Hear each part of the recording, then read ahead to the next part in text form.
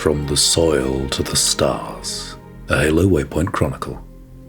Historian's note: Halo From the Soil to the Stars takes place over September 19 to 21st, 2559, approximately 3 weeks before deployment to Reach for Operation WOLFE.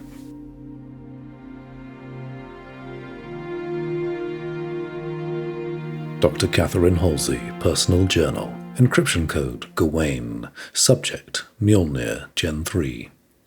For almost half a century, I have given everything I possibly can to my Spartans. The mind, body, and soul of myself and many others have been scraped away, bit by bit, in the pursuit of saving humanity, first from itself, then from the Covenant, and now from the cascading fallout of innumerable intricate actions for which there are no end of consequences. You are called upon once again to lead them over the threshold and into the darkness, to fight against impossible odds, and to win. You've always been good at that, haven't you, John? To that end, I have something for you, something you will need. The Mjolnir exosuit is now complete. Even though this technology will save humanity in the war to come, I must remind myself that liquid crystal cannot rise on its own. Titanium alloy cannot prevail in the face of extinction. Armor cannot hope.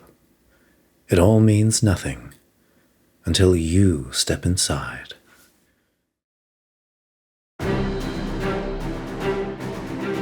KC-59, BXR Mining Corporation Base Camp, 0600 hours, September 19th, 2559. The day began like any other.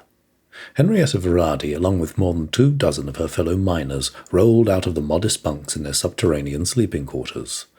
After waking herself up with a brisk shower, Veradi dried herself off, pulled on her BXR fatigues, and headed for the canteen. Same breakfast as ever: 2 slightly overcooked sausages, beans, mushrooms, and a slice of bacon, not too crispy. An unsubtle wink at Jessica as she served up the food, a smile reserved just for her. And that became 2 slices of bacon, a daily ritual they had both grown familiar with in recent weeks. Veradi wolfed down her breakfast and returned to her bunk, picking up the book from the attached shelf, a gently used copy of Rendezvous with Ramen by the noted chef and food critic Arturo Bustamante. There were a spare 15 minutes before her shift started, and she had arrived at a particularly engrossing anecdote about the 3 days that Bustamante had spent in Rio de Janeiro, visiting a Sangheli-owned establishment. Reading about the alien food was interesting, but the meals and recipes were more of a gateway into the personal stories of those strange refugees who had been given a home on Earth itself. Alas, the klaxon sounded in short order, forcing her to put the book down a few pages short of her normal quota. Veradi suited up into her osteo gear and met with her team by the imposing circular vault door that separated the base's living quarters and operations center from the mines. After an extensive period of checking pressure seals, internal systems, oxygen filters, and numerous other safety elements, the vault door was opened to reveal the vast cavern beyond. KC-59, simply nicknamed Casey by those who had set up shop on its surface, was a largely desolate planet, but it contained something of immense value to the United Nations Space Command: extensive deposits of titanium. As had been drilled into her and the rest of the crew from day one, titanium was the bread and butter of humanity's interstellar civilian and military production. When you see the cavalry arrive over the hill in M808 MBTs, you're looking at a solid wall of titanium, Veradi recalled Foreman Brine barking at them during her onboarding to the BXR Mining Corporation. When a starship's battle plating protects you from the unforgiving vacuum of space and superheated plasma, you won't be sending thanks to any god of your choosing. You'll be addressing your tender, heartfelt regards to Titanium A battle plating. Veradi had never expected to hear such a vocally emphatic history lesson about the various everyday uses of titanium and where it could be found. Brian had insisted that it was important they all show the appropriate knowledge and respect for atomic number 22. But the titanium that Veradi and her comrades were mining here wasn't going to be used for any of those things. Above Casey sat Perihelion Station, a materials group facility where the next generation of Mjolnir armor for the Spartans was being developed. "You know what that means?" Foreman Bryan had said after she and her fellow miners had been briefed by their materials group partners about the Casey job. "This is the most important goddamn titanium you'll ever excavate." On that, at least, Brady knew he was right. When a Spartan stepped onto the battlefield, they represented the culmination of 1,000 lives that had built the ultimate weapon. Engineers and scientists who created the armor and augmentations, miners who provided the materials, technicians who kept the armor systems tuned for optimal efficiency and performance. That is what it meant when folks said Spartans represent hope for humanity. It was not simply about the individual soldier, but the work and, at times, the sacrifices made to deliver them to the fight. Inspiring as it was, sometimes it all seemed so futile that the sum total of humanity's resolve in the battle for survival would one day cost them too much. Doubt forever seemed to loom over them as new threats arose, casting a long shadow. But Brady knew she had a part to play. Her dream would be waiting for her on that distant horizon after this was all over. A brighter future, she hoped, where she ran her own restaurant. Maybe with Jessica, if she liked the idea of leaving this all behind to start a new life. Rio certainly seemed like a good idea. And if things went really well, Brady figured she could even send a personal invitation to Arturo Bustamante himself. But until then, she would mine.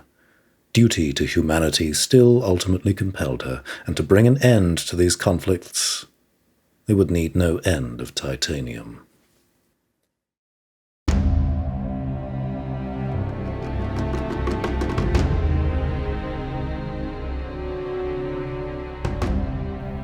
UNSC Amicable Disagreement, 1300 hours, September 20th, 2559. So, what's the deal with this Orca armor? That's Orcus, Private Smith, Gunnery Sergeant Babatunde corrected in a gruff tone, immediately clocking a smart-ass disguising their nerves. And the Corps are eager to find out what hard-ass au-naturel grunts like us can achieve with some new toys, starting with how well it holds up from a titanium coffin ride. So buckle up, troopers! Babatunde's voice boomed through the frigate's deployment bay. Get ready to drop! A chorus of oorah sounded off as half a dozen orbital drop-shock troopers of the Ninth Platoon stepped off the grated gantry and secured themselves into their drop pods, all clad in semi-powered Orcus exoskeletons. Somebody, somewhere in the chain of command, had apparently taken umbrage with the idea of this armor being developed simply as a drop-in upgrade package for Spartans. Scuttlebutt was that Orcus was being brought out of development limbo to be tested for more direct and specialized Helljumper applications, starting here. PFC Nunez, the gunnery sergeant called out from his pod. Would you be so kind as to describe to me the manner in which we will be deploying? Feet first, sir, Private First Class Nunez responded. You afraid of heights, Private Smith? No, sir. Can't get enough of them, sir. How many drops is this for you, Private? First one, sir. Smith's bravado receded a little, and several of the other ODSTs let out knowing laughs.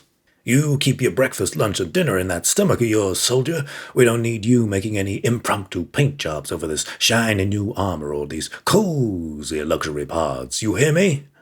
Understood, sir. The hatches of their pods closed, sealing each trooper inside. The frigate's deployment bay floor began to open, revealing a glimpse of the planet below, KC-59. The light is green. The voice of one of Amicable Disagreement's bridge officers sounded over their comms. Initiating drop. 10-4, Gunnery Sergeant Babatunde confirmed as he appeared on one of the interior screens of Nunez's pod. Express elevator to hell going down. Nunez tried to steady their breathing, remembering the exercises they had been taught to keep calm and clear-headed during a drop. But all of a sudden, the pod's 3 green status lights had already pitilessly counted down, and the next thing Nunez knew, the breath had been taken out of their chest as gravity assumed command of their entry vehicle. The terrestrial surface of KC-59 now filled the pod's thin vertical viewport, and Nunez focused their mind on the information readout of the planet. Orbital period of 7.5 Earth years, 6,519 kilometer radius, 31 Earth-hour days, surface gravity of 1.1 g. Vast expanses of rocky mountains covered the surface, but the mining craters were by far the most striking feature, tracts of concentric circles surrounded by outposts and massive equipment arrays that were gradually becoming ever more visible. A central processing facility housed a skyhook that connected to perihelion, the planet's orbital station, while others played host to mass drivers that could send their cargo into orbit in a slightly more dramatic way. "Smith, tighten up your approach vector. You're drifting away from the group," Gunnery Sergeant Babatunde ordered over the comm. Nunez watched as Smith made a slight adjustment with the pod's directional control sticks, bringing him back on course.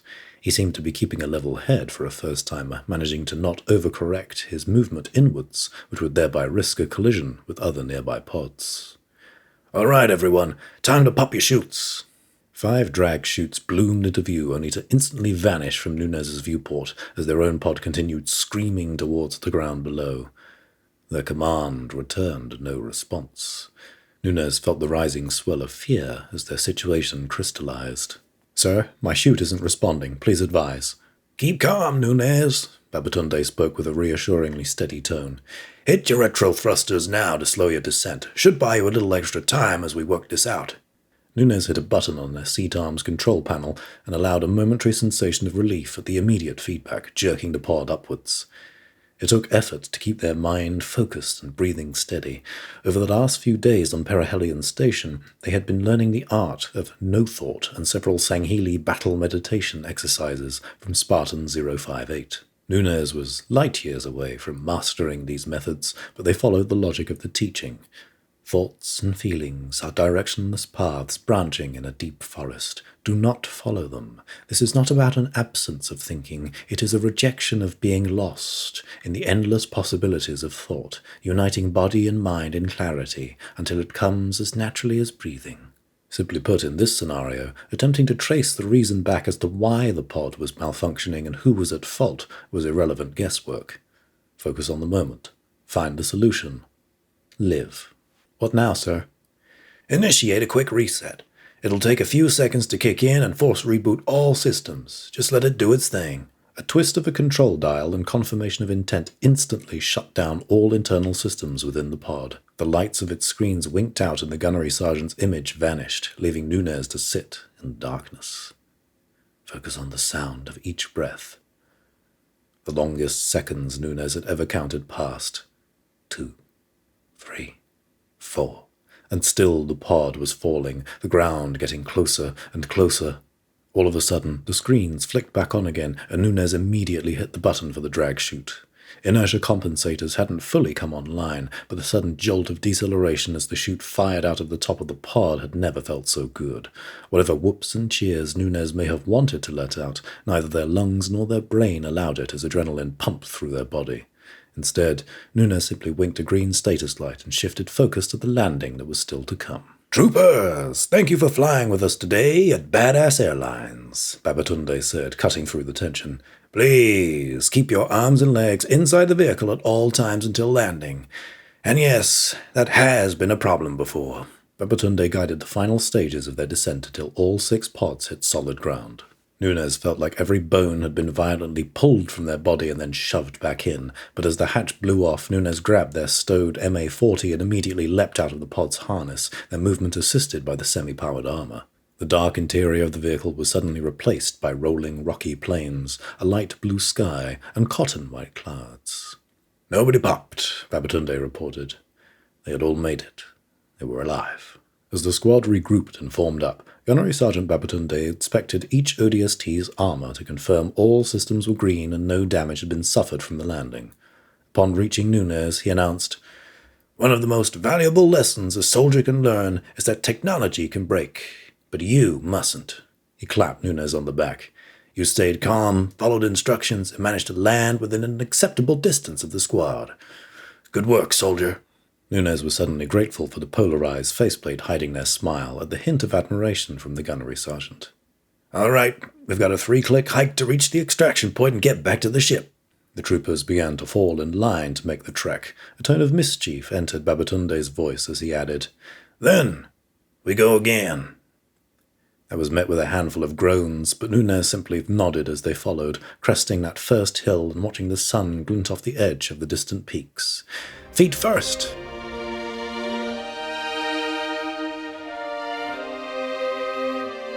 Perihelion Station, 1600 hours, September 21st, 2559. Master Sergeant Marcus Stacker took his moments of rest where he could get them. The elevator ferrying him to the War Games deck of Perihelion Station featured a curved viewport that looked out over the immense mining operation being conducted by the BXR Mining Corporation on and below the surface of KC-59. A colossal crater, some 60 kilometers in diameter, had been bored into the planet's surface where extensive deposits of titanium were still in the process of being mined and ferried back up to the station. From the stories his uncle had told him many years ago, Stacker had no end of respect for the folks who signed up for jobs like this, just because it didn't involve combat, at least not typically. That didn't diminish the brass required for jobs that involved a mix of zero-G station maintenance, extreme depths, exotic materials, and countless other quirks he no doubt knew nothing about, all to play a small but essential part in protecting humanity. For his part, he and the ODSTs of the Ninth Platoon had been running exercises to push themselves, their armor, and their opponents to the limit over the last 3 days.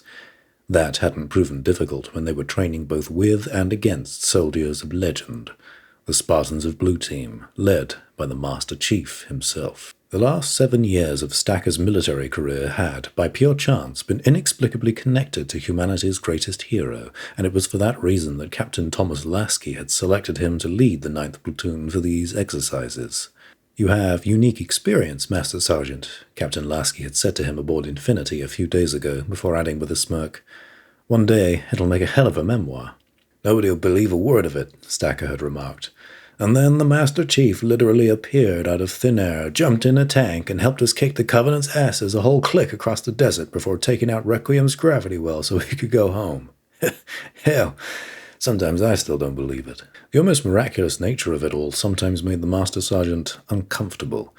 He was much more at home dwelling on the tangible, tactics, training, and clinical routine execution.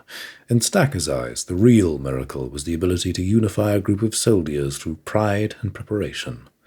The Spartans and ODSTs had been pitted against each other, 4 against a whole platoon, utilizing tactical lock-up rounds and a variety of training scenarios. Just as the Spartans had been field-testing their new GEN3 Mjolnir armor, so too had the Orcus exoskeleton been put to the test, as drop pods were regularly launched from the frigate Amicable Disagreement down to KC-59. Nothing would be able to recreate the circumstances of a true combat drop, but 0 casualties and successful results on these test runs was a win in Stacker's book. The elevator came to a stop at Perihelion Station's top level, and, with the crispness of a salute, the doors slid open to reveal a ringed, multi-level combat deck. The top floor of the combat deck played host to the recreation center, along with several gymnasiums and rooms for sparring. Below that lay the armory and several multi-axis Broca devices, machines used to assist the Spartans with putting on and taking off their armor. The third floor down, the main event, as it were, was the War Games simulation deck, which took the form of a Munera platform that could also be deployed separately from the station's underbelly, if desired. Stacker had worked closely with the simulation techs of the UNSC's Cartographer Initiative to devise unique challenges over the last few days. The simulator had been configured into a series of arenas that spanned a wide variety of locations, from urban environments on Earth to ancient facilities recorded on different foreign installations, everything and anything they had in the system. New rules, new threats, new environmental hazards. Stacker had been throwing at all of them just to see how quickly the Spartans and ODSTs could adjust on the fly. The concave walls of the deck were lined with a series of screens that were synchronized with the helmet cameras of the Spartans and ODSTs. As he approached, Stacker could tell there was an exercise in progress. An ODST marksman turned their weapon towards Linda 058, but Fred 104 was sprinting towards Linda's position, weapons holstered, as he blasted the ground with a repulsor equipped to his forearm, which launched him some 6 feet into the air. As the ODST fired, sending 2 tactical lock-up rounds directly at Linda, Fred tossed a drop wall unit with his other hand, which emitted an energy shield that absorbed the first hit. The second shot impacted upon the drop wall unit itself, blasting it apart. Linda neither hesitated nor flinched in reaction. This had simply brought her time to get a fix on the marksman's position. To Stacker, it looked as if Linda had fired her rifle and dropped the marksman as she was still in the process of readying her aim. From one of the nearby sparring rooms, Kelly 087's voice issued a commanding, "Again." She and her ODST partner, Lance Corporal Julie Chang, were demonstrating hand-to-hand drills effective against Ungoy and Kig-Yar to a group of 15 others. Stacker had seen Kelly in action over the last few days, darting across the simulated battlefield with her thruster module, which had been modified to engage a few seconds of active camouflage. She had overclocked the system to recharge faster, which reduced the length of the camouflage system to just half a second. But that was all she needed to give the illusion of disappearing and reappearing in unpredictable places. Finally, a couple of rooms over, Stacker caught a glimpse of the Master Chief himself. There was something almost quaint in seeing the Spartan, revered by so many as humanity's ultimate champion, spotting the half a dozen ODSTs in one of the gymnasiums. Stacker observed the Chief dutifully checking the weights and equipment with every rotation. That came as no surprise, given the terse history between Spartans and ODSTs, going back to an incident aboard the UNSC Atlas, where 4 of the 105th had ended up either critically wounded or dead after an unfortunate altercation. That was well over 30 years ago now, but forgive and forget wasn't in the service manual for a Helljumper. Some of the old guard felt resentment towards those who had gone on to volunteer for the Spartan 4 program, and even some of the troopers on Perihelion Station hadn't been enthused about the prospect of serving as training dummies for Spartans. Despite all this, the scene in the gymnasium told its own story as the ODSTs cheered and whooped for Corporal Malika Aswad hitting some kind of record. The Chief gently clamped a congratulatory hand on her shoulder. The reality was that the presence of the Spartans had naturally created a spectacle that made the ODSTs push themselves harder. That camaraderie was exactly what Stacker had hoped for, but he knew that a soldier's confidence had to be tempered with a reminder of reality. These last few days had offered a safe environment to sharpen their steel, but the only test waiting for them on the battlefield was whether they would make it to the end of the day. That test would arrive soon enough. "Attention, all hands," Stacker spoke into a station-wide comm. "We're saddling up. It's time to wrap this party. Infinity will arrive at 1800 hours, after which point we're back to business as usual." They all knew what business as usual meant. Evading enemy forces, making house calls to abandoned facilities for resupply runs, choosing which battles to fight, and counting those that didn't make it back. Operation WOLFE was just a few weeks away, and returning to the glass lands of Reach would prove physically and psychologically challenging for all of them. Nobody seemed to know much about the mission itself, but they all had their part to play. That meant being prepared for anything. And after that, Stacker figured he had a good amount of shore leave banked. Perhaps it was time to finally cash in, make a start on those memoirs. "Like hell," he sighed, watching the Spartans and ODSTs pack up their equipment together like a regular band of brothers. He, like everybody else here, was in the fight until the end. As Stacker began making his own preparations, he found himself humming an old miner's tune that had been a favorite of his uncle's. Buried in the heart of an ancient moon, he always dreamed of the fight. Glory was won while his brothers were lost. In battles he waged in the night. His life blown away in the blood that he gave, an offering unrecognized. Never became what he already was, the darkness that brings on the light.